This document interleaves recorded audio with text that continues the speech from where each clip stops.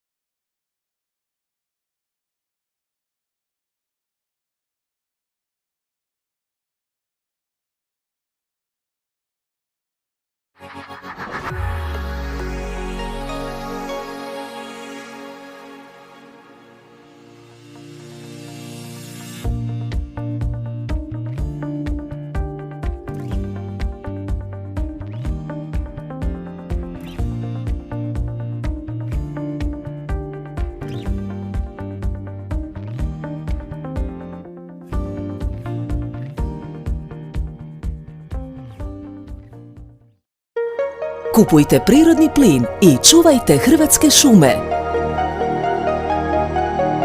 Vaš Međimurje plin Čakovec.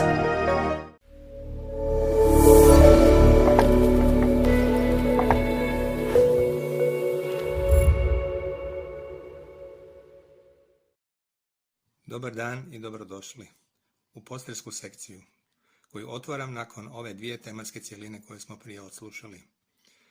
Pozdravljam sve sudionike virtualnog kongresa, jubilarnog 35. Međunarodnog znanstvenog stručnog skupa stručnjaka za plin i nadam se da će posterska sekcija što se tiče predavača biti vrlo interesantna.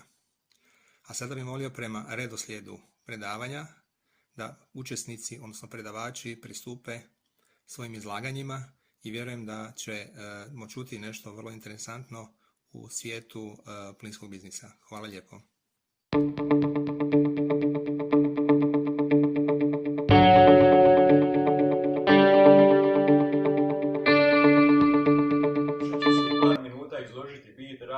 Koji se bavi specifičnostima izrade i ispitivanja čeličnih bešavnih boca za ukapljene plinove. Ispitivanja su rađena na umjerenoj opremi, autori su sa Veleučilišta Slavonski Brod, iz dvije firme, iz Đure Đakovića, Kotlovi i TEP i sa Strojarskog fakulteta. Čelične bešavne boce za visoko ukapljene plinove, kisik, dušik, argon, zbog radnog tlaka 200 bara trebaju zadovoljiti normom propisane zahtjeve u pogledu mehaničkih svojstava. Deklarirani materijal bešavnih cijevi iz kojih se izrađuju boce je čelik za poboljšavanje 34CRMO4. Norma definira minimalna mehanička svojstva gotove boce, vlačnu čvrstoću, granicu razvlačenja i stezljivost. Osim ispitivanja mehaničkih svojstava obavlja se obavezno i test rasprskavanja gotove boce, pri čemu se pukotina smije pojaviti isključivo na tijelu boce i to u formi riblje kosti. Nikako se ne smije otkinuti komadi u formi gelera. Radni tlak boce je 200 bara, a ispitni tlak 300 bara. Dakle, boce se izrađuju iz bešavnih cijevi, pri čemu se dno i grlo boce plastično oblikuju. Sirove boce se podvrgavaju toplinskoj obradi. Ugrijavaju se u protočnoj peći na temperaturu austentizacije 870 stupnjeva Celzijusa i drže 5 minuta, zatim se gase u emulziji. Potom se u protočnoj peći popuštaju u trajanju 55 minuta na 620 stupnjeva Celzijusa. Na boci su kritična mjesta ona koja su plastično deformirana, dakle dno i grlo boce. Za potrebe ovog rada izrađeni su ispitni uzorci za kidanje i to iz sirove boce prije toplinske obrade, zatim iz tijela gotove boce koja je toplinski obrađena i iz grla gotove boce također toplinski obrađena.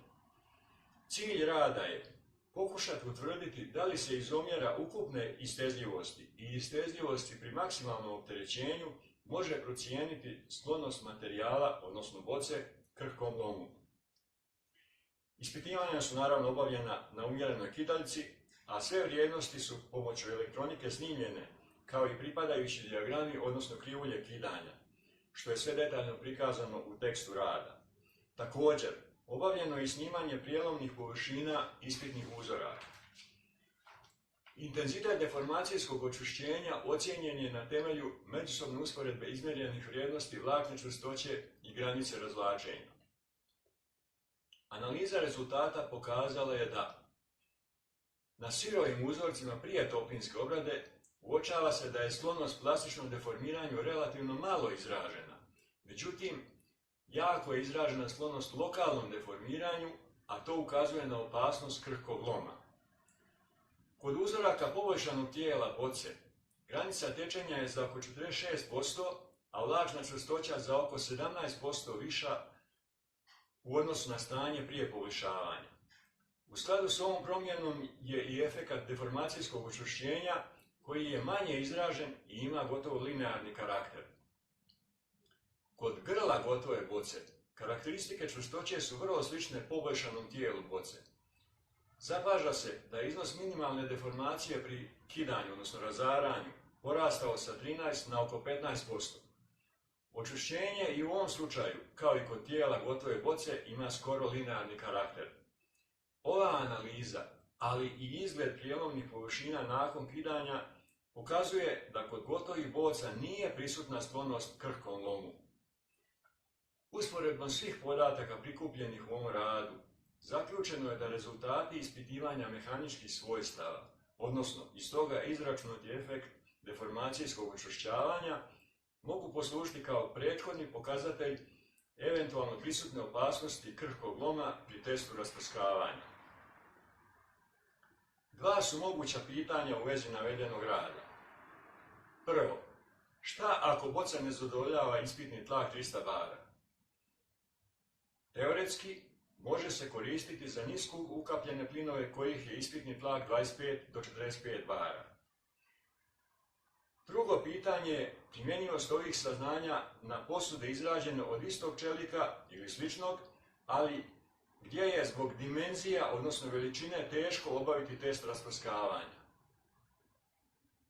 Za očekivati je da bi se na temelju omjera produljenja pri maksimalnoj sili i ukupnog produljenja ispitnih uzoraka, zatim omjera konvencionalne granice razvlačenja i vlakne čvrstoće, te izračunate deformacijske čvrstoće, mogla donijeti relevantna procjena njihovog ponašanja u uporabi. Zahvaljujem na pažnji.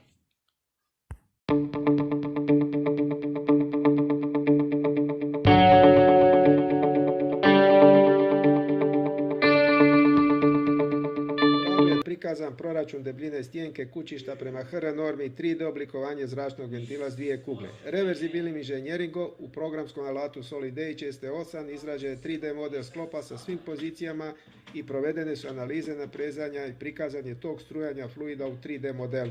Istaknut je konstrukcijski doprinos i praktična primjenjivost u modificiranju postojećih i razvoju novih proizvoda i strojnih elemenata sinkronom tehnologijom 3D oblikovanja za različita postrojenja i namjene.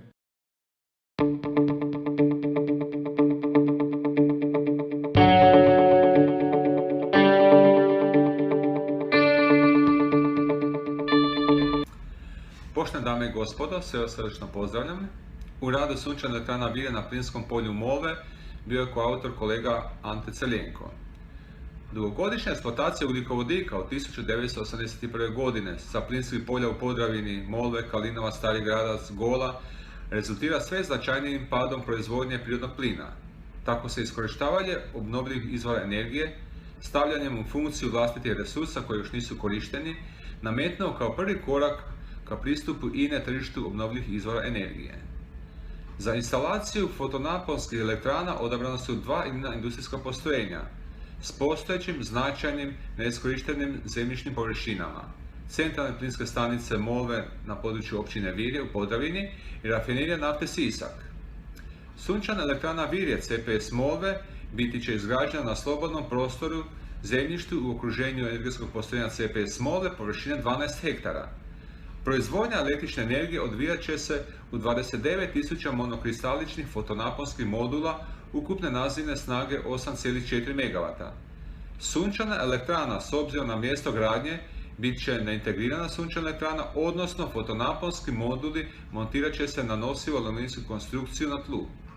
Sva proizvedena električna energija primarno će se isporučivati u distribucijsku elektroenergetsku mrežu. Predviđena godišnja proizvodnja električne energije iznosi 10,5 GWh. Korištenjem obnovljivih izvora energije unutar vlastitih resursa, a koji se dosad nisu koristili u druge svrhe, INA će se priključiti proizvođačima energije iz obnovljivih izvora te visoko učinkovitih kogeneracija, što će doprinijeti njezinom razvoju u segmentu obnovljivih izvora energije kao i osnaživanju tržišne pozicije.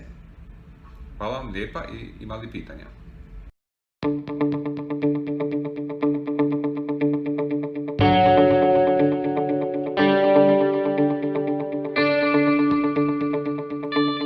Zahvaljujem se na izlaganju gospodina Ferenčića i postavio bih mu pitanje. Koliki je potencijal i u drugim projektima u INI vezano za poticanje obnovljivih izvora energije? I drugo pitanje, što to znači u odnosu na naftno-plinski kadar u budućnosti i kako će biti takva jedna kadrovska slika vezana za ove projekte? Hvala. Evo, imamo 2 pitanja. Odgovor na prvo pitanje. Kako bi se povećao prostor i prisutnost INA-inih energetskih potencijala i izvan sfere ugljikovodika, te da bi se osigurala dugoročna stabilnost kroz diversifikaciju portfelja, proizvodnja električne energije posebno iz obnovljivih izvora identificirana je kao jedan od glavnih tokova. Tako, osim sunčane elektrane Virje, INA namjerava na slobodnom prostoru rafinerije nafte Sisak izgraditi sunčanu elektranu nazivne snage 2,8 MW. Također je INA dovršila testiranje energetske biljke Miscanthus za proizvodnju biogoriva vezano za analizu mogućnosti razvoja projekta rafinerije biokomponenti, odnosno bioetanola koji bi se namješavao u fosilna goriva. Odgovor na drugo pitanje. Iskorištavanje obnovljivih izvora energije koristeći vlastite resurse koji do sada nisu bili iskorišteni u druge svrhe, nameće se kao prvi korak u ulasku INA u biznis obnovljivih izvora energije, gdje se svakako vidi svjetla budućnost kako za kompaniju, tako i za njene stručnjake. Hvala vam lijepa.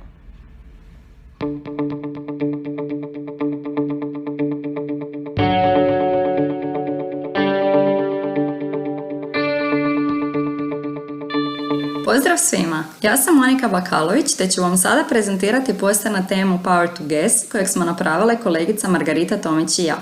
Izabrale smo ovu temu jer vidimo veliki potencijal ove tehnologije kao alternativan način dekarbonizacije plinske mreže.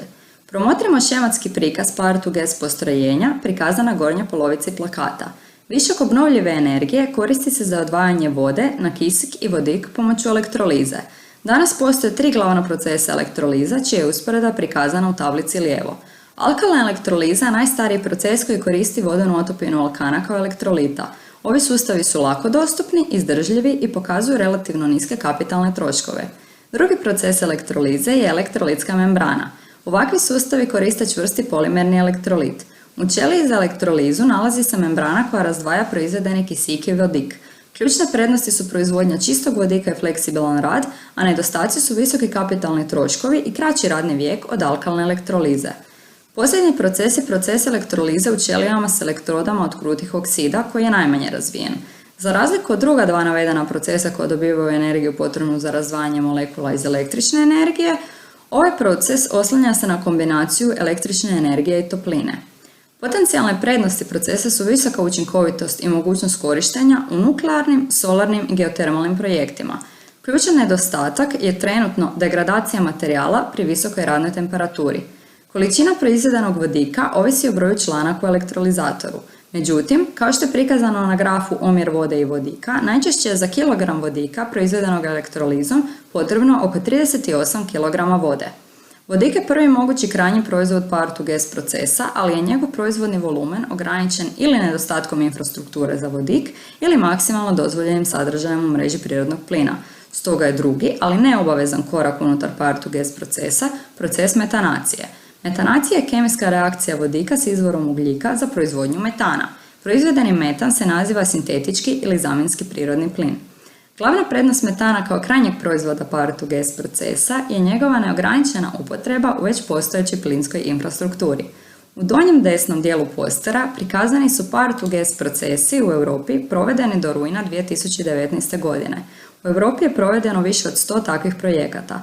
Najveći broj postrojenja nalazi se u Njemačkoj, zatim u Španjolskoj, te Italiji, Francuskoj i Ujedinjenom Kraljevstvu. Prednosti primjene power-to-gas tehnologije navedene su u donjem dijelu postera, a prema našem mišljenju najbitnije je istaknuti da tehnologije unaprijeđuju uporabu čiste tehnologije u industrijskom sektoru, potičući gospodarski razvoj, te da rješava jedan od najvećih problema koje predstavlja skladištenje energije iz obnovljivih izvora transformacijom električne energije u vodik i metan. Hvala vam puno na pažnji.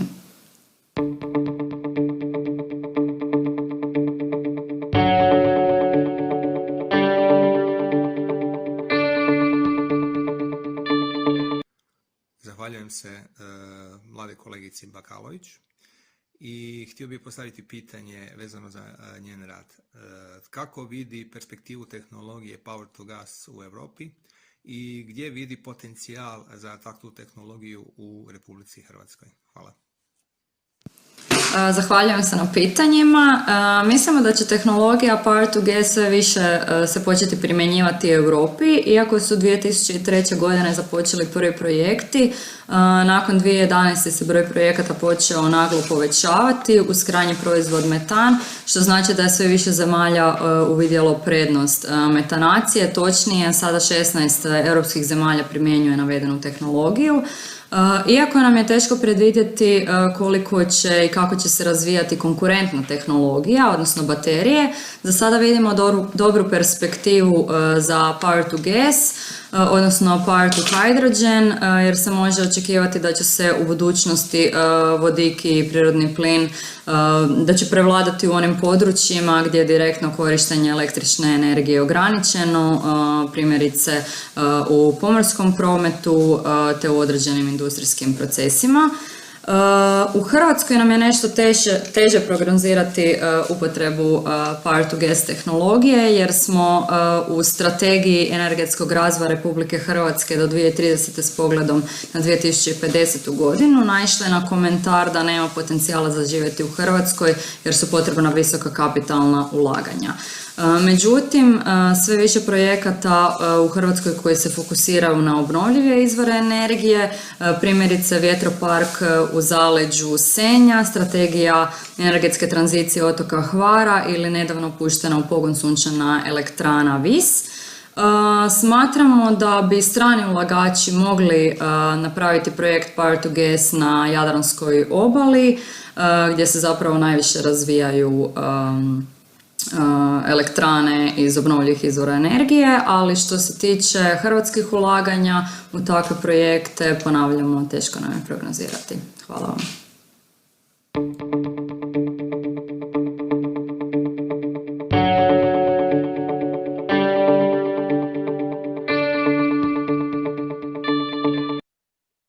Pozdrav iz Slavonije, govorit ću o kružnoj ekonomiji i bioplinskim elektranama u Slavoniji i Baranji. Hrvatska je usvojila više dokumenata u energetskoj politici kojim se prilagođavala europskim okvirima i tako izgrađen sustav poticanja proizvodnje električne energije iz obnovljivih izvora koji je u primjeni od sredine 2007. godine. Od tada počinju aktivnosti na izgradnji elektrana na obnovljive izvore i u tom razdoblju izrađeno 1347 postrojenja za proizvodnju električne energije ukupne snage 877 MW. U tablici 1 prikazujemo broj postrojenja, instaliranu snagu i udio u snazi te proizvodnje električne energije. Skrećemo pozornost na bioplinske elektrane da one u udio u snazi imaju 4,9%, ali udio u proizvodnji je više nego duplo veći, 11,7%. To ukazuje na njihovu vrednost i na njihov značaj. U grafikonima smo prikazali proizvodnju i potrošnju bioplina na području Hrvatske, odnosno mjesečnu proizvodnju električne energije po tehnologijama obnovljivih izvora. Ovdje ukazujemo na grafikonu broj 3 da proizvodnja električne energije iz vjetroelektrana i sunčanih elektrana ima velike oscilacije po mjesecima i po danima, a da je proizvodnja električne energije i topline iz bioplinskih elektrana uravnotežena i ona pridonosi uravnoteženom ritmu proizvodnje i potrošnje električne energije u Hrvatskoj. Slika 5 i 6 pokazuju samo bioplinske elektrane, njihov broj, njihovu snagu i njihovu proizvodnju, a slika 7 pokazuje lokacije bioplinskih elektrana na području Slavonije i Baranje. Treba reći da je od 39 bioplinskih elektrana u Hrvatskoj, da je od tog broja 24 su izrađene na području Slavonije i Baranje, ukupno instalirane snage 29,9 MW električne snage i 30,3 MW toplinske snage. Slika 8 pokazuje jedan od primjera, to je kompleks bioplinske elektrane Biointegra na području Slatine. Budući razvoj. Naša analiza je pokazala da politika razvoja obnovljivih izvora u Republici Hrvatskoj, pa tako i bioplinskih elektrana, daje prihvatljive rezultate u zadnjih 10 godina, no stanje na području regije Slavonije i Baranja glede odvojenog prikupljanja i zbrinjavanja komunalnog otpada nije dobro, kao što nisu dobra ni demografska kretanja i gospodarski razvoj. Iz tog naslova je uputno razmišljati o novom dodatnom pristupu razvoju bioplinskih postrojenja na području naše regije. Naime, osim postojećeg tržišnog modela razvoja obnovljivih izvora i stimulacija tarifnim poticajima, kako je to bilo provedeno u Hrvatskoj od 2007. do danas, zbog depopulacije u Slavoniji i Baranji, zbog slabe socijalne kohezije i nedovoljna kapitala, bilo bi dobro pokrenuti društvenu akciju te suradnjom poduzetnika, lokalne samouprave, općine i gradovi, regionalne uprave, županije, te građanskih inicijativa, pokrenuti tu akciju koja bi rezultirala privatno-javnim partnerstvom na komunalnim zajedničkim projektima za izgradnju bioplinskih elektrana na područjima gdje do sada nisu izrađene, niti postoje projekti u realizaciji. U tom cilju ovaj autor i osječki think tank Panon predstavljaju ideju o pokretanju makroprojekta 100 bioplinskih elektrana u Slavoniji i Baranji do 2027. godine. U zaključku možemo naglasiti, to smo već kazali, da je u Hrvatskoj izrađeno 39 bioplinskih elektrana ukupne snage 41,7 MW električne snage i na taj način je Hrvatska postigla razvojni korak glede proizvodnje bioplina i ekološkog zbrinjavanja stajskog gnoja, kao i susjedne zemlje članice Europske unije. Proteklih godina ove su elektrane proizvodile i isporučivale u elektroenergetski sustav zemlje u prosjeku 10% električne energije proizvedene u elektranama na obnovljive izvore. Od ukupno 39 bioplinskih elektrana koje su u funkciji u Hrvatskoj, 24 su izrađene na području Slavonsko-baranjske regije.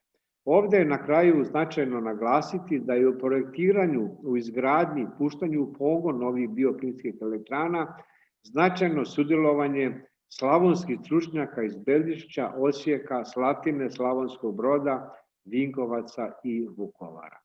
Izgradnjom ovih bioplinskih elektrana, osim ekoloških i energetskih doprinosa, važan je uspjeh rečenih projekata u podizanju tehničke razine proizvodnje i poslovanja u ruralnim područjima Slavonije i Baranje, a ne treba zanemariti ni doprinose zapošljavanja lokalnog stanovništva.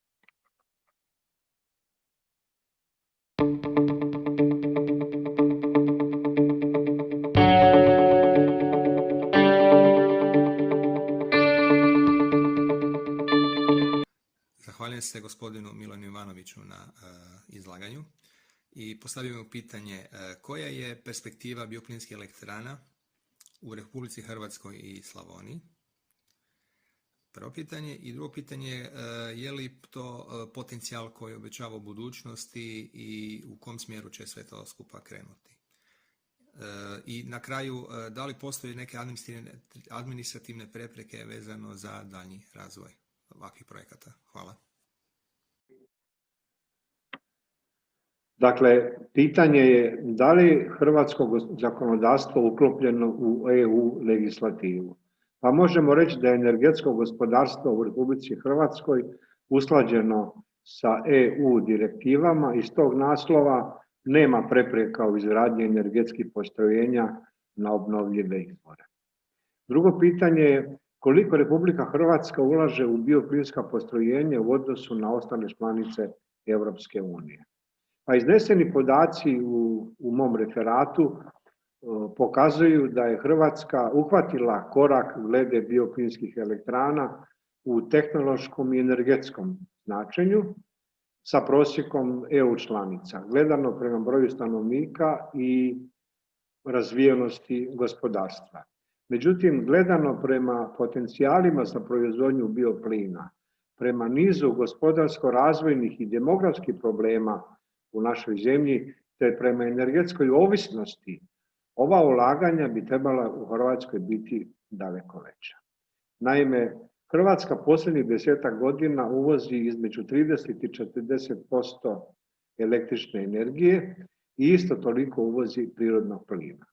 Dakle, umjesto uvoza i na taj način razvoj industrije i zapošljavanja radnika u inozemstvu, trebalo bi kroz izgradnju bioplinskih elektrana, kao i elektrana na biomasu, zapošljavati domaće gospodarstvo i hrvatske radnike. I ujedno na taj način smanjivati uvoz te jačati hrvatsku energetsku neovisnost. Treba kazati da u nas još nema izrađenih kapaciteta za rafinaciju bioplina, kako bi se onda, ako bi te kapacitete izgradili, kako bi se onda prečišćeni bioplin, tada je to biometan, koristio kao pogonsko gorivo u cestovnom transportu, odnosno može i kao dopuna u opskrbi prirodnim plinom.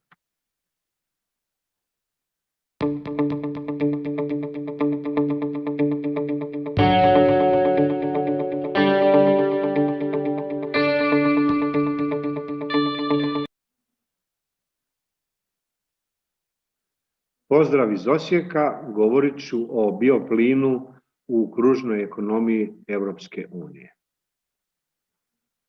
Razvojem civilizacije i urbanizacijom rastu količine svih oblika otpada i u isto vrijeme imamo i problem sa klimatskim promjenama prouzročene emisijama CO2 i drugih stakleničkih plinova.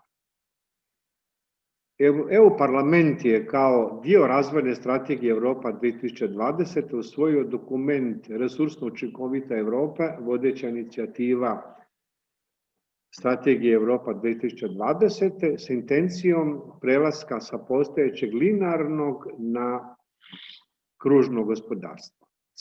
Cilj ove mjere je svesti nastajanje otpada na najmanju moguću mjeru, ne samo otpada u proizvodnji, nego i otpada u svim dijelovima ljudskog života i rada. Inače, EU prednjači u svijetu po standardima očuvanja okoliša, koji su ujedno i okvir gospodarskog razvoja i energetske politike. Republika Hrvatska je pristupanjem u ovu međunarodnu državnu zajednicu prihvatila niz obaveza, između ostalog i u području energetske učinkovitosti i zaštite okoliša te ublažavanja klimatskih promjena. Dokument Europske unije prema kružnom gospodarstvu, program nulte stope otpada u Europi, usvojen je 2014. godine. Na ovom grafikonu prikazujemo model te kružne ekonomije. Na sljedećim grafikonima smo prikazali proizvodnju i potrošnju bioplina u Europskoj uniji u konceptu kružne ekonomije. Grafikon 2 je ovdje važan jer prikazuje iz kojih se sve izvora proizvodi bioplin. Znači, to je bioplin sa odlagališta otpada, bioplin iz toplinskih procesa, nadalje iz kanalizacijskog mulja i bioplin iz anaerobne fermentacije. Najveći proizvođači bioplina u Europi, 28, su Njemačka, Francuska, Italija i Velika Britanija. Kada uspoređujemo Hrvatsku sa susjednim europskim zemljama, konkretno Austrijom, Slovenijom i Mađarskom, vidimo da Hrvatska ima rast proizvodnje i potrošnje bioplina, ali je to u količinama manje nego recimo što to ima Austrija. Ovdje u tablicama smo pokazali prednosti bioplina u odnosu na ostale obnovljive izvore energije, jer se vidi da u učincima na 1 milion vrijednosti ukupnih investicija u postrojenja obnovljivih izvora energije, da je bioplin tu najjači, najviše odbacuje te dodane vrijednosti i kroz bruto domaći proizvod, isto kao i prema broju zaposlenih. I u kanalu intermedijarne potrošnje ukupni učinci kod bioplina su također vrlo značajni. U zaključku možemo naglasiti da smo u ovom radu ukazali na prednosti korištenja bioplina kao obnovljivog izvora energije, koji ima niz prednosti glede recikliranja materijala i održivog razvoja. Bioplin se koristi u proizvodnji električne energije i topline, koriste evropske zemlje za ekološko zbrinjavanje stočnog gnoja, otpadnih voda i biorazgradivog komunalnog otpada, koristi se također za proizvodnju visokovrijednog organskog gnojiva, to je taj digestat iz bioplinskih elektrana. Nadalje, bioplin se koristi u cestovnom prijevozu, to je ovaj oblik rafinirani bioplin kao biometan, i isto kao i za dopunu opskrbe prirodnim plinom, također kao biometan. Ukazali smo također na multiplikativne učinke korištenja bioplina glede zapošljavanja u izgradnji i korištenju bioplinskih postrojenja, glede stvaranja bruto dodane vrijednosti u nacionalnom gospodarstvu, podizanja organizacijske i tehnološke razine poslovnih aktivnostima u ruralnim područjima. Sve te prednosti korištenja bioplina rezultirali su visokim stopama rasta proizvodnje i potrošnje bioplina u svim članicama Europske unije, pa tako i u Republici Hrvatskoj. Na kraju moramo dodati da bi Hrvatska u narednom razdoblju više pažnje trebala pridati izgradnji kapaciteta za rafinaciju bioplina te korištenje tada biometana u transportu, kako to rade razvijene evropske članice.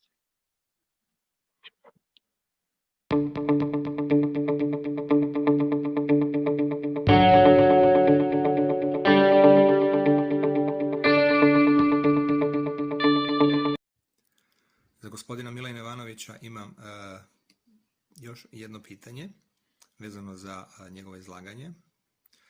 Koliko se ulažu u postrojenja bioplina vani u odnosu na Republiku Hrvatsku i da li je Republika Hrvatska što se tiče izgradnje se uklopila vezano za europsko zakonodavstvo?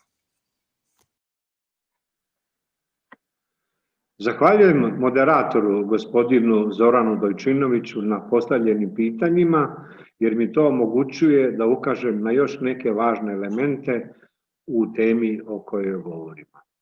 Dakle, prvo pitanje je bilo koja je perspektiva bioplinskih elektrana u Hrvatskoj i posebno u Slavoniji? Pa šta možemo na to odgovoriti? Ako Vlada Republike Hrvatske i Sabor na gospodarski i posebno na energetski razvoj budu gledali cjelovito, to jest budu imali veliku sliku pred sobom, onda je perspektiva bioplinskih elektrana, isto kao i elektrana na biomasu, vrlo dobra. Što znači velika slika?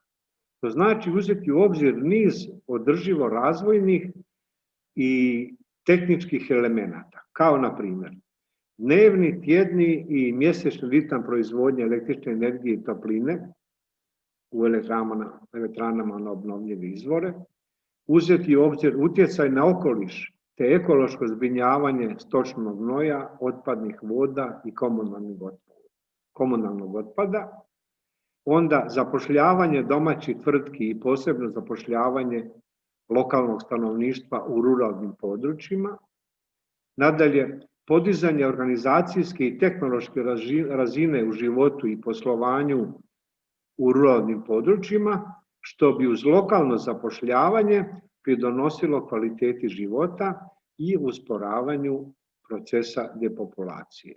Nadalje, tu je i u toj velikoj slici treba imati uvid i na uvoz električne energije i prirodnog plina te naftnih derivata u Hrvatskoj. Ako pak Vlada i Sabor budu imali neke druge kriterije i prioritete, onda perspektiva bioplinskih elektrana nije dobra. Drugo pitanje, je li to potencijal koji obećava u budućnosti i u kojem smjeru će se ovaj proces kretati? Pa izloženi podaci u referatu, kao i niz drugih studija, ukazuju da su bioplinske elektrane vrlo značajan potencijal u pogledu energetske opskrbe, ekološki profiliranog održivog razvoja, kao i gospodarskog razvoja, te demografske politike. Treba kazati, uz već ono što sam rekao u prezentaciji, da silaža čini oko 30% potrebnih materijala u jednom ciklusu bioplinske elektrane, to je otprilike oko mjesec dana, što predstavlja dopunske prihode za lokalne poljoprivrednike. Treba kazati da se u Slavoniji u pogonu nekoliko bioplinskih elektrana koje otpadnu toplinu iz elektrane koriste u plastenicima i staklenicima za proizvodnju povrća, cvijeća i voća. I treba kazati da se nakon svakog ciklusa u bioplinskoj elektrani, nakon odležavanja digestata, dobiva oko 100 tona vrhunskog organskog gnojiva. Dakle, te mogućnosti su više nego dobre, posebno u regiji Slavonija i Baranja. I treće pitanje je bilo, postoje li administrativne prepreke za izgradnju bioplinskih elektrana? Možemo kazati da nema administrativnih prepreka u izgradnji energetskih postrojenja na obnovljive izvore, pa tako ni za bioplinske elektrane. Naravno da je kod realizacije projekta bioplinske elektrane potrebno činiti studije o utjecaju na okoliš za konkretne lokacije, da treba provesti javnu raspravu i dobiti suglasnost lokalne zajednice, da treba usvojiti dopune u prostornim planovima lokalnih zajednica i da treba definirati potrošnju električne energije i topline, odrediti potrošače. No, to nisu prepreke, to je normalna procedura u izgradnji energetskih postrojenja u svakoj zemlji, pa tako i u Hrvatskoj. Praksa je pokazala da ukoliko se načine objektivne studije koje uz profitnu logiku uvažavaju i širi društveni interes, onda se ove propisane procedure realiziraju vrlo brzo u zakonskim rokovima. I, što je važno, ne zahtijevaju posebne i netransparentne intervencije.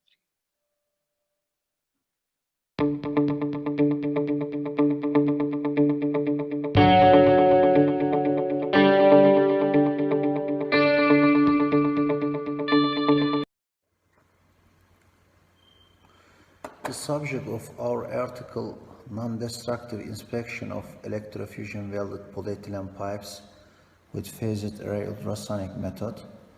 In this study, welding defects such as lack of fusion, wet inclusion, gas cavities, porosities, which are created under the laboratory conditions, are examined with the phased array ultrasonic technique, and results are shared.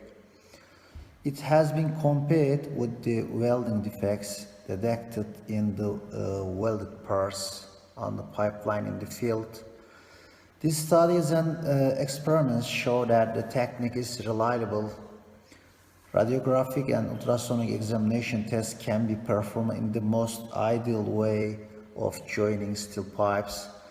They are materials that can be examined due to low sound velocity of plastic materials and high attenuation in their acoustic properties.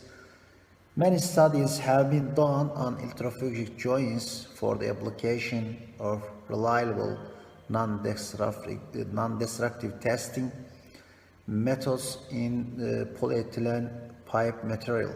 In recent years, PAUT has been accepted as the NDT method applied to evaluate electrofusion weld integrity. Electrofusion, electromelting welding is the welding process performed by the melting the energy provided by the electric current of the metal coils resistance placed in a polyethylene fitting and wear resistance in desired with the heat given the material.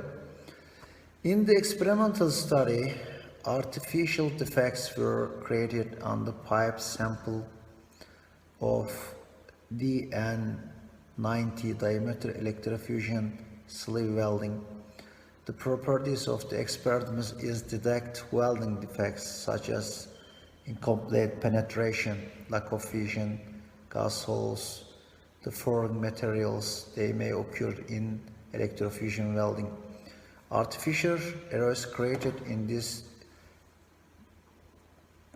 pneumatic studies were detected with the phased array device application are shown in detail in our article. During the field studies, after the underground leakage was detected in the natural gas network, the fitting where the leak occurred was removed without any damage for testing. When it comes to area where there is no penetration on the leakage fitting, it is noticed that there is a variety in the reflection of the screen. This diversity means that there is a problem in that area. The sound waves pass through the pipe wall without interruption through the fitting, return by hitting the back wall on the interior surface of the pipe where the fusion is complete. At the points where fusion is not complete, sound waves return from the point first non-fused interface. This is determined that the sound wave is not discontinuous and it is not fusion discontinuous location, and there is a lack of penetration. As a result, polyethylene is an increasingly used pipe material that is preferred and used in the transmission and distribution of the fluids. Hot element bath welding and electrofusion welding are the most preferred in the market for the welding polyethylene pipes. Non-destructive testing, electrofusion joining polyethylene pipes are essential for controlling fusing joint safety and long-term reliability of the piping system. After welding, fused joints inspection can be done also by PAUT, except other currently used methods such as the visual inspection and pneumatic sealing test. Traditional non-destructive testing technique detects defects of analyzing a dimensional radio frequency signal, but phased array technique detect defects using two-dimensional cross-sectional images. So the PAUT provides a very convenient inspection technique. With this study, it has been shown that it is possible to detect defects that may occur when a correct welding method is not applied, such as wire deflection and lack of fusion, as they are used control of joints of metallic material. Non-destructive testing technique can be successfully used in the control of the welds of polyethylene pipes. Thanks.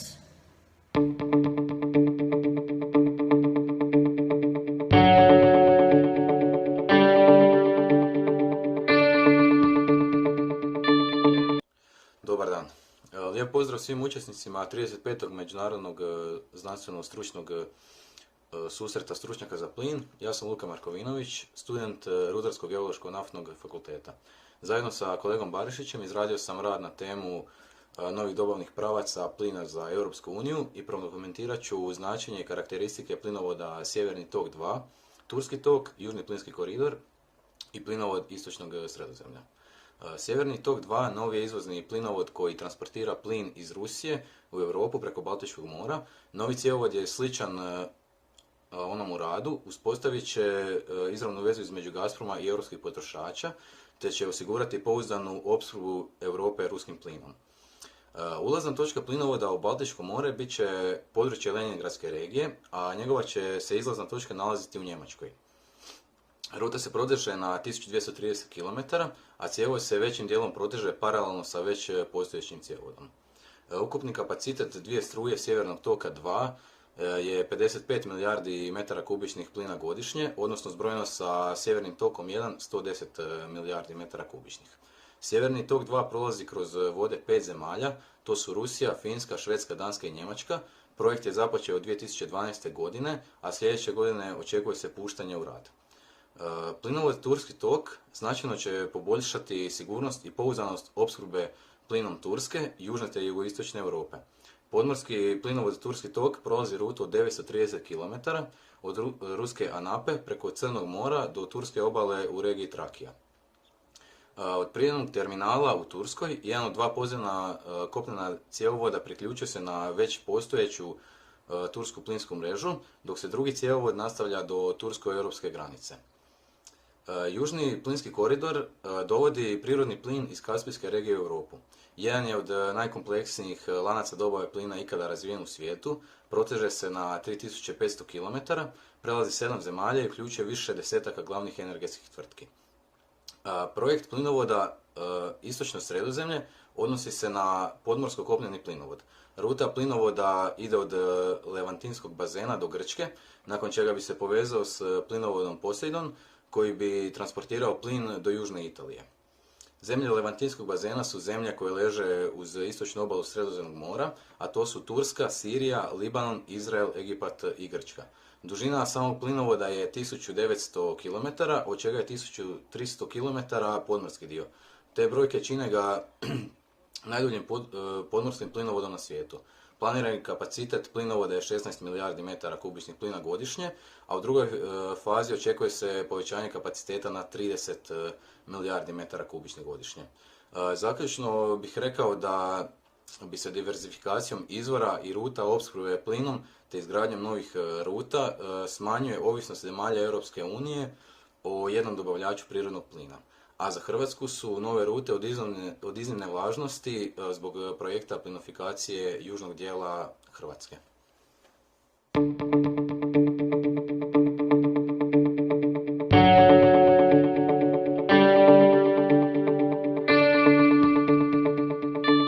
Zahvaljujem se na iscrpnom izlaganju gospodina Barišića i postavio bi jedno pitanje. Što znači uskoro početak rada terminala na otoku Krku ukapljenog prirodnog plina u kontekstu europske diversifikacije opskrbe? Jer znamo da je to sada novi dobavni pravac i sigurno da će se puno toga promijeniti u budućnosti. Hvala.